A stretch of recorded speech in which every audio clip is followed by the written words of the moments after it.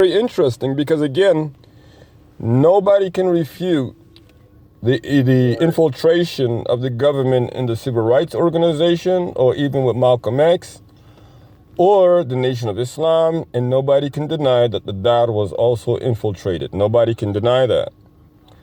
And the only person that we can see, that we know, was even indirectly in bed with the CIA, which the FBI files itself says that he was connected to bin Laden. Bin Laden was connected to the CIA back then anyway. So we already have something directly. Huh? Yeah, I know that. Oh, yeah. I know that. So you already have an indirect correlation there. Stop playing with us, man. We serious, man. So you're the only one that we know was indirectly in bed with the CIA. Why would we not for sure know that the CIA had nothing to do with you coming to the Darul Islam? All of his stories, like when you start to check them up now, they just don't add up. So this man claims that he, for example, he was sent with a message to spread Islam in America. And he thought that he was sent to Native Americans. So he came to America, and instead of him going to the Native Americans, he went to us African American. Does that make sense to you? No, it doesn't make sense. I mean, just think about it. If you really are sent to Native Americans, you don't know the difference between Native Americans and African American? You understand? Does that make sense to you?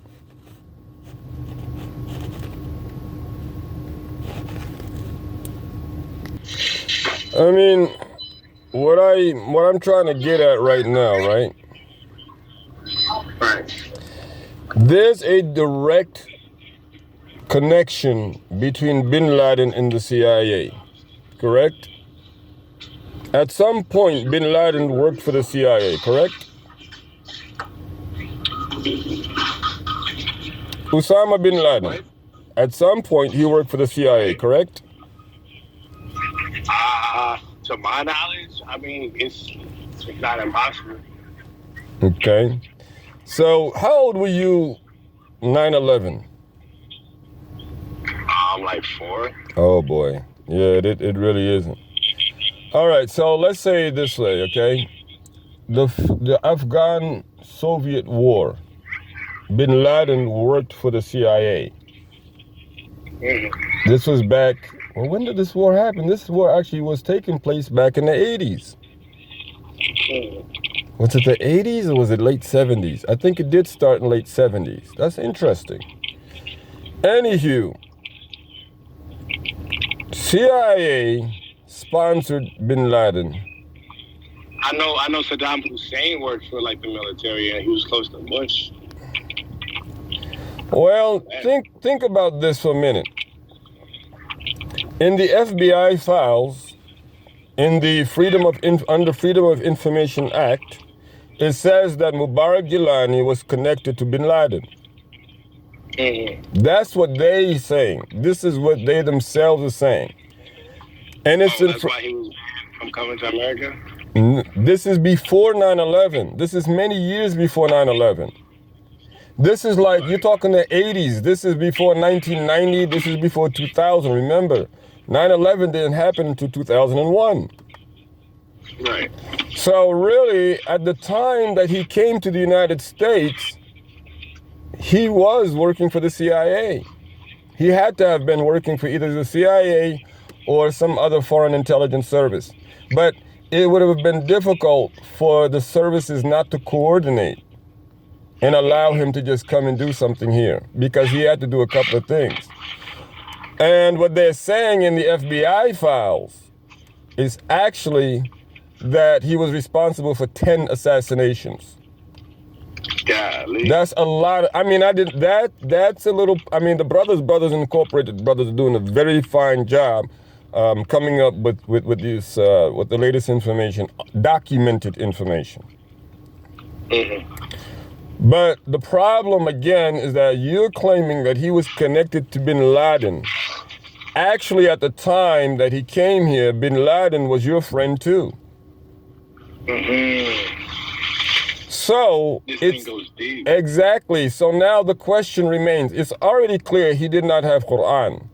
It's also clear now that he did not have the Sunnah either. He didn't have any authority to quote hadith in his speeches, whatever it is that he wanted to twist of them, and whatever it is that he thought he could utilize of them for his own gain, personal gain, on this earth gain.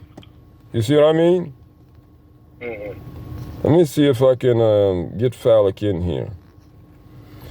But the point of the matter is, hold on, maybe I can. Assalamu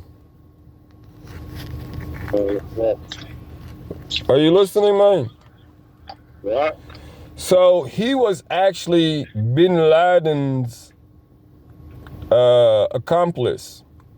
They claim that he actually was working with Bin Laden. The only problem there is Bin Laden was working with you back in the 80s too, wasn't he?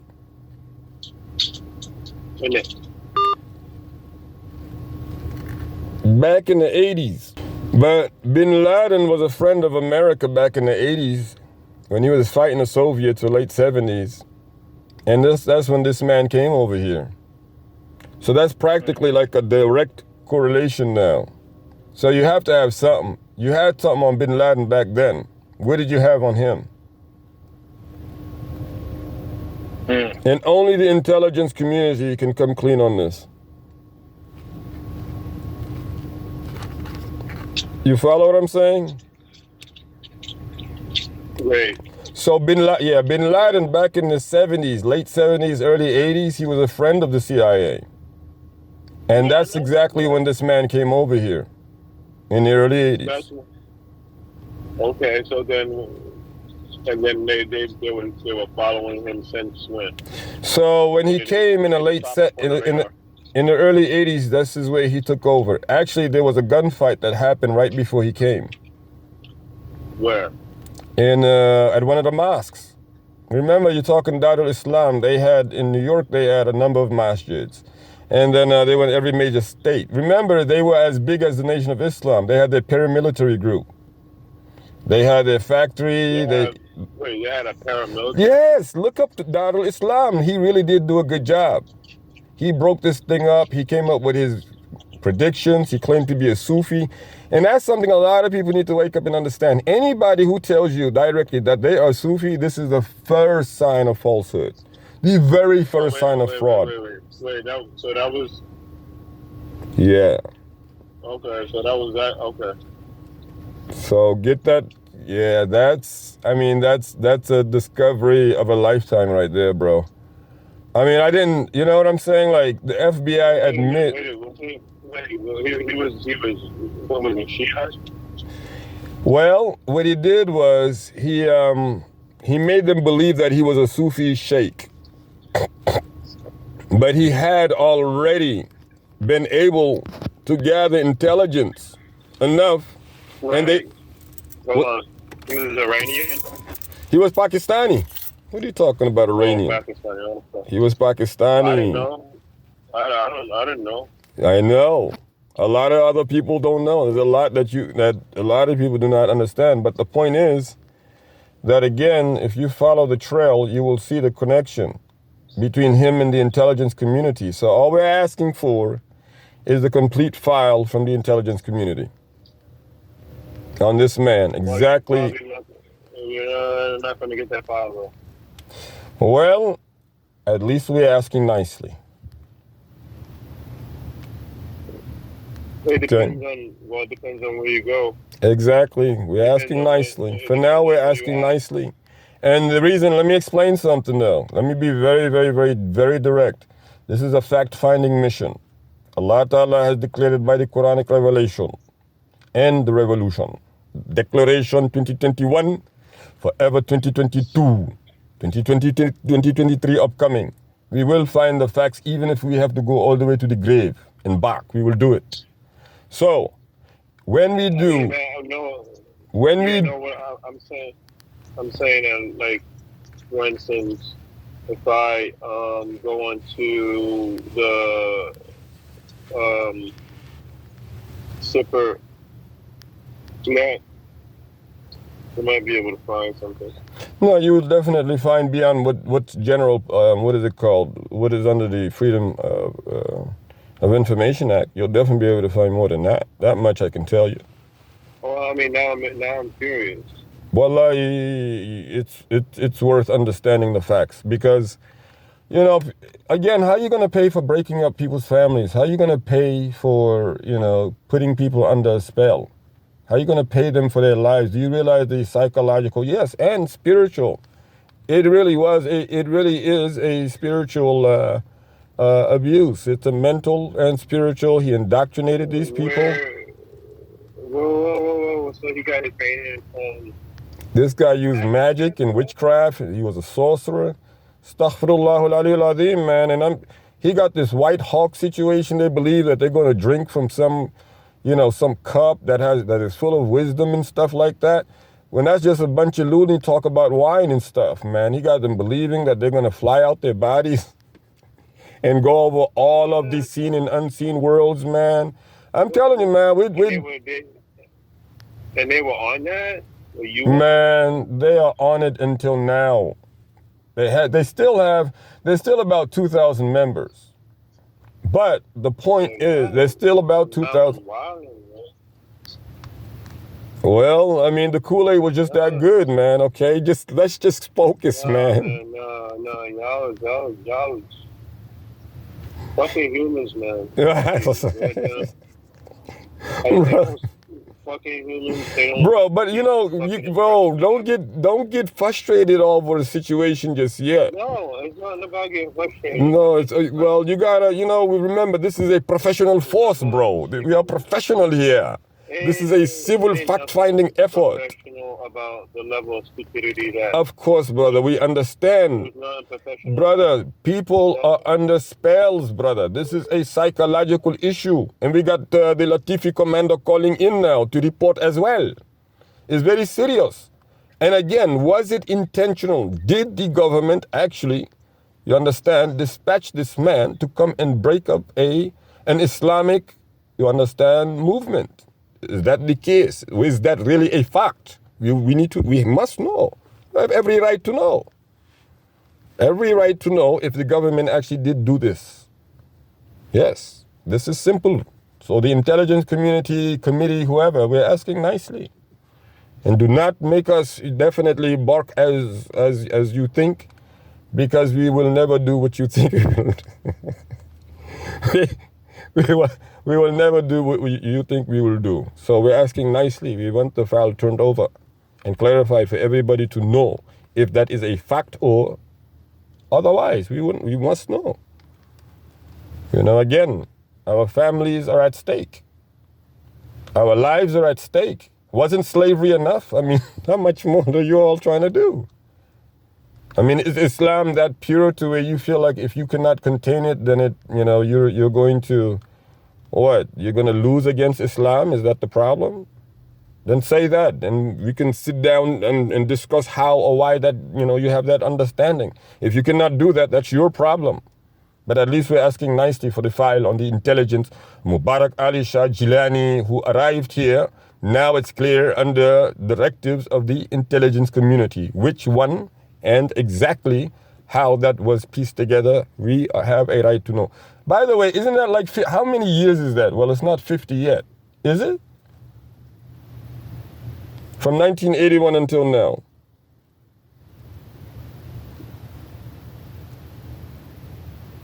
Yeah.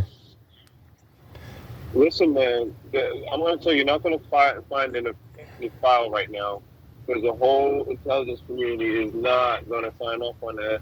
Even if there is one, you're not going to find it. Well, like you said, they're gonna deny that it ever existed. That even existed. Well, I'm glad. You know what? I'm glad Umi Rahmatullahi Alayha used to encourage us to watch Mission Impossible. So go ahead and do that. You know there's a foul, but you're going to say that no problem. Not a problem. Do it. At least we told you. We asked nicely. Whatever you see after that, that's not our problem, really.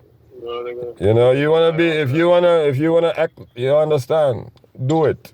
they're gonna do, Do it. It does not, you understand. Again, we ask nicely. See, but again, just think They're about gonna it. Think about, but do you see what I'm saying though? Do you understand? Do you understand the point? Do you understand the point? He actually came over here when the CIA was in bed with Bin Laden. So now, if you all claim that he was, which the FBI claims that he, I mean, actually, they did too much. That's what they did. I don't know why they released the FBI file. Really does do a lot. I mean, all you got to do is just connect the time frame. It's a very good story, man. You got to admit. From 1981 until now is how many years, by the way? It was what? From 1981 until now, this is how many years? Like, what, 40? 40 something years, ain't it? Yeah. It's like 42 years. All right. Are you familiar? Yeah. Are you familiar with the 50-year act?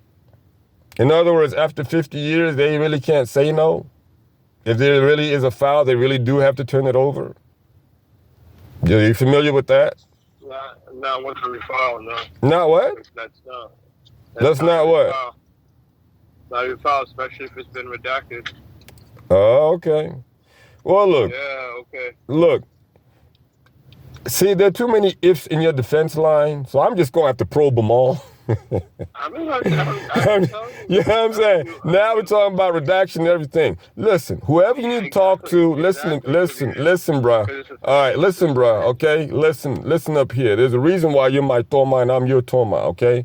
This story right here, American people get the wind of this story, and by Allah subhanahu wa ta'ala, Allah subhanahu wa ta'ala will reveal those who are truthful and those who are not. But our job is done. Right? All we're saying, if there is a file, please make it available. That in which is not redacted, that's all we're saying. Fine. If you do decide to tell us that there's absolutely no file, then just realize whatever transpires later on, that is by the doing of Allah, but not by our doing. We only deliver the message. The rest is left up to Allah Jalla Jalaluhu. Allahu Akbar. So this is our proposal. Because again, you know, there's been racism and discrimination here, serious discrimination, where you have nepotism, you had the bullying involved as well, favoritism. You know, these are all forms of discrimination. This is fraternizing. And the type you have sorcery and magic in the formula too. Ooh, having people believe that they were possessed. You just woke up one day and said all of a sudden that you have the ability to heal people from being possessed by jinn, and now not a single member. Yeah, not a single. Who was listening to this guy though? Man, shoot! At one point they had over 20,000 members. The Darul Islam was bigger than the Nation of Islam, to let you know. It was no joke. Just look up Darul Islam. Yeah. They were advancing, man. By now, 4 years later, trust me.